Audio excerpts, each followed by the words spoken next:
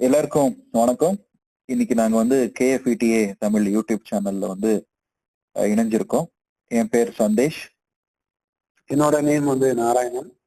So நாங்க 2 பேரும் வந்து பாத்தீங்கன்னா இப்போ தொடர்ந்து வந்து நிறைய பொருளாதார ரீதியான தகவல்களையும் சேமிப்பு குறித்த தகவல்களையும் அதே போல வந்து பாத்தீங்கன்னா பங்குச்சந்தை குறித்த தகவல்களையும் இன்னும் பல விஷயங்களை வந்து இந்த ஒரு யூடியூப் சேனல்ல வந்து நாங்க விவரமா வந்து நேயர்களுக்காகவே சில கேள்விகளுக்கு வந்து பதில்களை வந்து அளிக்கிறது விதமாக இந்த ஒரு யூடியூப் சேனல் வழியாக உங்களிடம் நாங்க வந்து சந்திக்கிறோம்.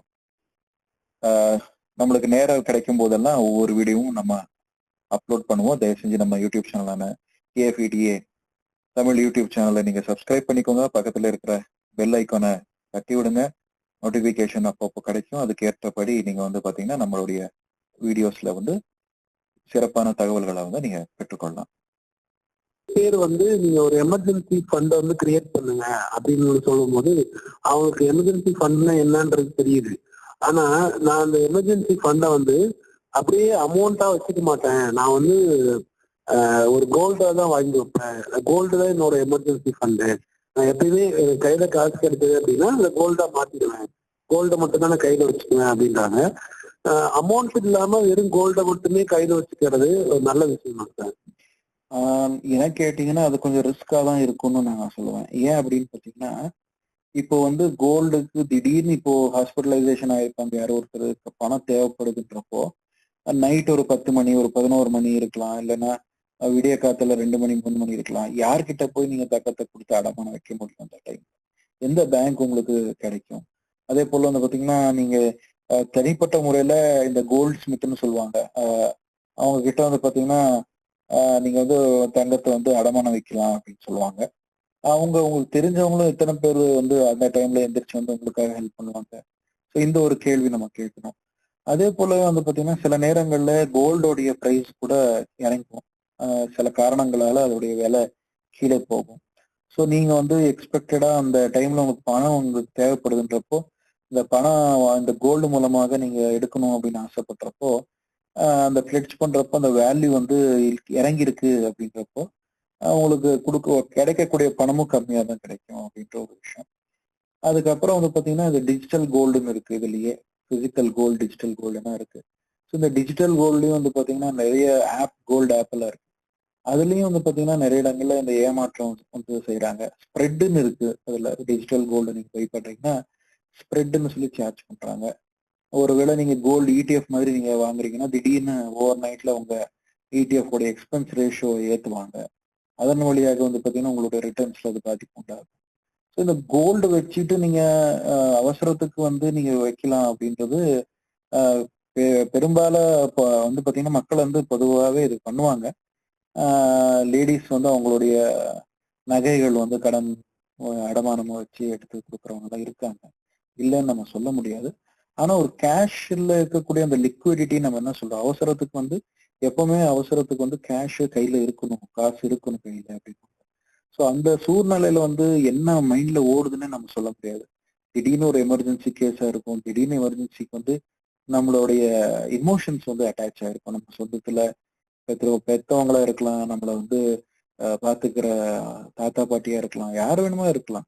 ஸோ அவங்களுடைய வாழ்க்கை அது வந்து ஒரு போராட்டம் மாதிரி தான் கிட்டத்தட்ட. ஹாஸ்பிட்டலைசேஷன்ன்றது அவங்க வாழ்வு சாவுக்கு இருக்கக்கூடிய அந்த போராட்டத்துல நம்மளும் வந்து இணைஞ்சதுனால அந்த டைம்ல நம்ம என்ன செய்யறோன்றது மைண்ட் வந்து பிளாங்க் ஆயிருக்கும்.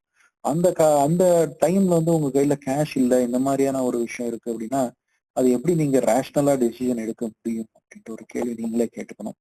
இமோஷனலி நீங்க அதுல வந்து மாட்டியிருப்பீங்க, அந்த சூழ்நிலையில நீங்க இருப்பீங்க. ஸோ அப்போ வந்து என்ன பண்ணணும்ன்றது உங்களுக்கு தெரியாம இருக்கும். அப்போ என்ன டிசிஷன் எடுக்கணும்ன்றது தெரியாம இருக்கிறப்போ உங்க கையில கேஷ் மட்டும்தான் அப்போ உதவும். இந்த மாதிரி கோல்ட்ல நான் வச்சிருக்கிறேன், அது வழியாக நான் கேஷ் எடுத்துருவேன் அப்படின்றதெல்லாம் அந்த டைம்ல மைண்ட் ஓடாது. ஸோ அதனால நிறைய பேர் என்ன பண்ணுவாங்க, கோல்டு வச்சிருந்து கூட கடன் வாங்கிடுவாங்க. ஒரு பர்சனல் லோனு பிசினஸ் லோனு வாங்கிடுவாங்க. அதை கோல்டு வச்சு அவங்க பிளெட்ஜ் பண்ணிட்டு அந்த ப்ராசஸிங் ஆகி அவங்களுக்கு லோன் சாங்ஷன் ஆகி வர்றதுக்கு டைம் ஆகும் பேங்க்ல.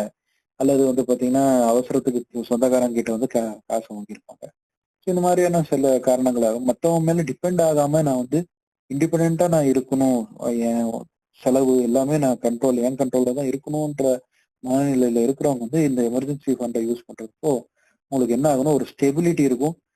தைரியத்தோட நீங்க இது பண்ணலாம். இது ஃபேமிலி மூலமா நீங்க டிஸ்கஸ் பண்ணதுனால ஒருவேளை உங்க டிசிஷன்ல வந்து அந்த யோசனை வராம இருந்தாலும் ஃபேமிலியில இருக்கிறவங்க கூட எங்க இந்த எமர்ஜென்சி ஃபண்டை யூஸ் பண்ணிக்கலாம்னு வைஃப் சொல்லலாம், அல்லது அம்மா சொல்லலாம், அப்பா சொல்லலாம்.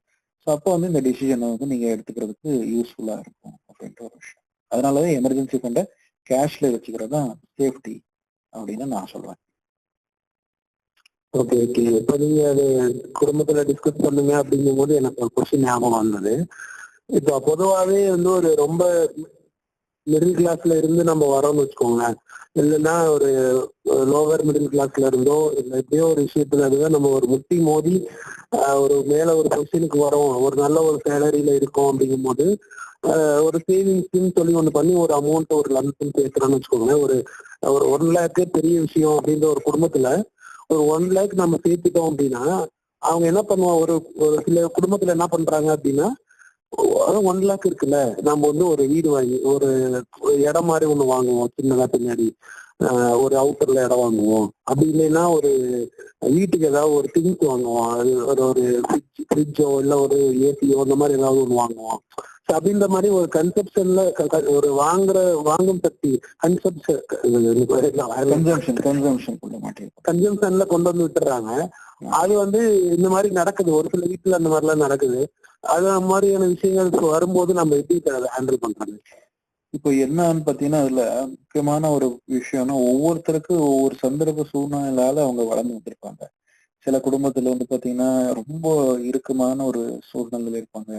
அவங்க ஃபேமிலில அவங்கதான் வந்து பாத்தீங்கன்னா ஃபர்ஸ்ட் டைம் வந்து படிப்பு படிச்சிருப்பாங்க, அல்லது வேலைக்கு முதல் வாட்டி போயிருப்பாங்க, ஒரு பெரிய உத்தியோகத்துக்கு போயிருப்பாங்க, இல்லைன்னா கவர்மெண்ட் உத்தியோகத்துக்கு போயிருப்பாங்க வாரிசா, அல்லது வந்து பாத்தீங்கன்னா அவங்க ஜென்ரேஷன்ல வந்து பாத்தீங்கன்னா நிறைய பேர் என்ன இருக்கும் அப்படின்னு பாத்தீங்கன்னா கஷ்டத்தை வந்து ஃபேஸ் பண்ணியிருப்பாங்க வாழ்க்கையில. அந்த கஷ்டத்தை ஃபேஸ் பண்ணவங்க என்ன பண்ணுவாங்கன்னா நம்ம நெக்ஸ்ட் ஜென்ரேஷன் கஷ்டப்படக்கூடாது அப்படின்ற நோக்கத்திலே வந்து அவங்களுக்கே அந்த தெரியாம வந்து லோன் வாங்குறது, சுகமா நம்ம பிள்ளை இருக்கணும், நம்ம பேரா இருக்கணும், நம்ம பேத்தி இருக்கணும்ன்ற மனநிலையில அவங்க நிறைய செலவு பண்ணிடுறாங்க. ஸோ அப்படி இருக்கிறப்போ அந்த மனநிலையில இருக்கக்கூடிய நபர்களே வந்து நம்ம ஃபேமிலியில ஒரு மெம்பரா வந்துட்டாங்க அப்படின்னா, ஒரு கல்யாணத்துக்கு வழியாக புருஷனாவோ ஒய்ஃபாவோ ஹஸ்பண்டாவோ ஒய்ஃபாவோ வந்துட்டாங்கன்னா அவங்கள வந்து மாற்றுறது ரொம்ப ஒரு பெரிய ஒரு சேலஞ்சிங்கான ஒரு விஷயமா இருக்கும். ஸோ சில விஷயங்கள் வந்து நம்ம பகிர்ந்துக்க முடியலனாலும் தனிப்பட்ட முறையில நம்ம சேவிங்ஸ் மாதிரி பண்ணி வச்சுக்கிறது. ஏன்னா நம்மளுக்கு அது ஹேபிட்டா இருக்கும், அவங்களுக்கு அது ஹேபிட் ஆகாம இருக்கலாம். ஸோ ஒரு 21 நாள் எந்த ஒரு விஷயத்தை தொடர்ந்து நம்ம செஞ்சாலே அது ஒரு ஹேபிட்டா மாறிடும் சொல்றாங்க. ஸோ ஒரு 21 நாள் வந்து அது ஒரு சேலஞ்சாவே எடுத்துட்டு பண்றதுல உங்களுக்கு ஒரு மோட்டிவேஷன் பண்றதாகட்டும், இந்த சேவிங்ஸ் பத்தி அப்பப்போ அடிக்கடி சொல்லதான் அவங்களுடைய ஆட்டிடியூட் அவங்களுடைய நேச்சரும் மாறதுக்கான சான்சஸ் இருக்கும். சில நேரங்கள்ல சொல்லுவாங்க, அதாவது 6ல இருக்கிறது தான் 60 வரைக்கும் இருக்கும் அப்படின்னா. ஸோ அதனால மாற்றத்தை செய்ய முடியல, கொண்டு வர முடியல அந்த சேஞ்ச் அப்படின்னா ஒன்றும் பிரச்சனை இல்லை. நீங்க அந்த பழக்கத்தை நீங்க வச்சிருக்கிறீங்க அப்படின்னா அதை நீங்க அப்படியே வந்து யூஸ் பண்ணிக்கோங்க. அந்த பழக்கத்தை மறுபடியும் நீங்க கேரி ஃபார்வர்ட் பண்ணிக்கோங்க. அடுத்த வரக்கூடிய சந்ததிகள் உங்களுடைய தலைமுறைக்கு வந்து பாத்தீங்கன்னா அதை பத்தின விழிப்புணர்வு வந்து நீங்க சொல்லுங்க. பணத்தோட அருமை வந்து சொல்லுங்க. ஏன்னா எப்பவுமே வந்து பாத்தீங்கன்னா ஒரு நபர் பணக்காரங்களா இருக்காங்க, அவங்க ஜென்ரேஷன் வந்து முன்னாடி போகணும் அப்படின்னா வருங்காலத்துல வரக்கூடிய அவங்க பேத்திங்களுக்கோ அல்லது பொண்ணுக்கோ வந்து பாத்தீங்கன்னா அப்பெல்லாம் வந்து பாத்தீங்கன்னா அந்த கூட்டு குடும்பம் மாதிரி இருக்கும், ஜாயிண்ட் ஃபேமிலி. அப்ப இந்த வரவு செலவு சேமிப்பு பத்தின அவேர்னஸ் நிறைய பேருக்கு இருந்துச்சு. இப்ப எல்லாமே நியூக்ளியர் ஃபேமிலியா வந்து உடஞ்சு கிடக்குது. அதே போல வந்து பாத்தீங்கன்னா ஃபேமிலிஸ்லயும் இப்போ நிறைய சேஞ்சஸ் எல்லாம் வந்துருச்சு. அதனால இந்த சேமிப்பினர் அந்த மனப்பான்மை வந்து இப்போ கம்மியாகி கன்சம்ஷன் பக்கமா போயிட்டு இருக்காங்க. அவங்களுக்கு சொல்லக்கூடிய ஒரு விஷயம் என்ன அப்படின்னா, நீங்க கன்சம்ஷன் பண்றோம் அப்படின்ற ஒரு பேர்ல பேங்க் வந்து பணக்காரங்க மாத்தாதீங்க. ஏன்னா நீங்க ஒரு லோன் எடுத்துட்டு நீங்க அந்த லோனின் வழியாக ஒரு சந்தோஷத்துக்காக 1 வருஷம் 2 வருஷம் கூட அந்த பொருளை யூஸ் பண்ணியிருக்க மாட்டீங்க, வாங்கி அப்படியே ஒரு குப்பையில கிடக்கும் 1 வருஷத்துக்கு அப்புறம். ஆனாலும் அந்த அந்த குப்பைக்கு நீங்க வட்டி கட்டிட்டே இருக்கணும் லோன், ஒரு பேங்க்காரங்களுக்கு. ஸோ அந்த லோன் கட்டுறது வழியாக பேங்க் வந்து நீங்க பணக்காரன் ஆக்கிட்டே போறீங்க. உங்களுடைய அந்த பொருள் வந்து யூஸே பண்ணாம அது ஒரு குப்பையா கிடக்கும் ஒரு ஓரத்துல.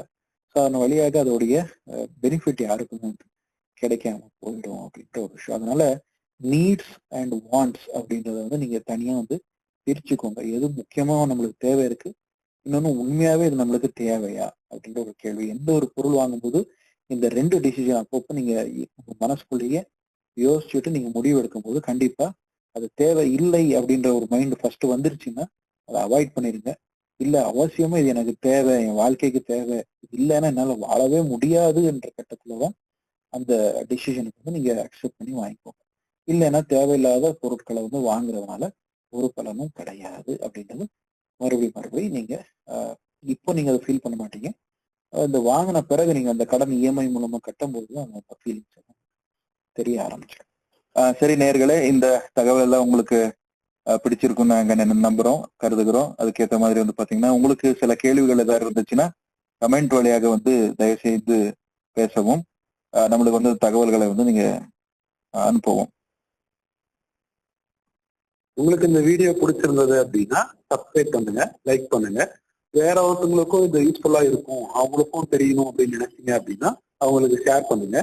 உங்களோட கமெண்ட்ஸ் ஏதாவது இருந்தது, நீங்க தெரிஞ்சுக்க வேண்டியது ஏதாவது இருந்தது, உங்களுக்கு கொஸ்டின் ஏதாவது இருக்கு அப்படின்னா அதை வந்து எங்களோட கமெண்ட் பாக்ஸ்ல போடுங்க. அதுவும் நாங்க வந்து எடுத்து டிஸ்கஸ் பண்றோம். உங்களுக்கு அது யூஸ்ஃபுல்லா இருக்கும் அப்படின்னு நாங்க நம்புறோம். தேங்க்யூ.